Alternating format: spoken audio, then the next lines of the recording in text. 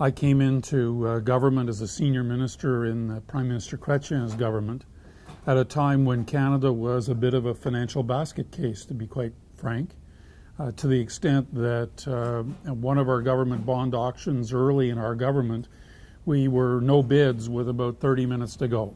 So we came close to hitting the proverbial wall, if you like, in the total cost and financing of our government programs.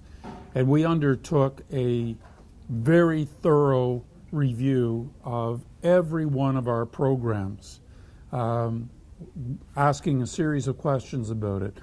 Was it a service that needed to be delivered by government? Was it something that could be done by the private sector or by another level of government?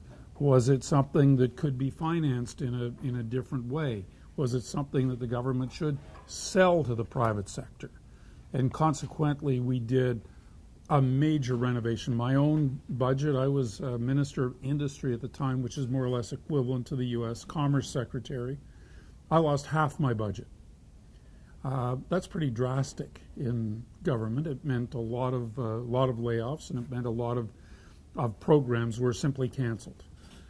But it enabled us over a period of about 4 years to go from being almost the worst performer in the G7 in fiscal terms to the best.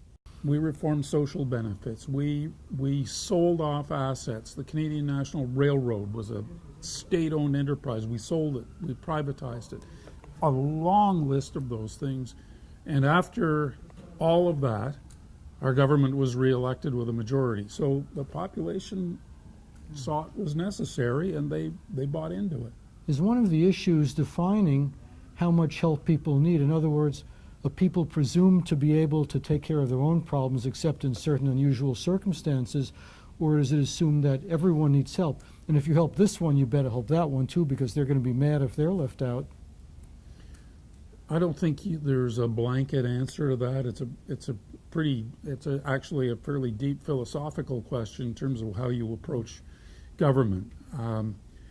I would say the Canadian model sees government as a little bit friendlier and more benign, perhaps, than the U.S. model. I mean, the United States started with a revolution. Canada didn't. Canada has in its constitution peace, order, and good government rather than life, liberty, and the pursuit of happiness. This is a different way of looking at things. So I think that there's an acceptance that the government perhaps has a bigger role to play.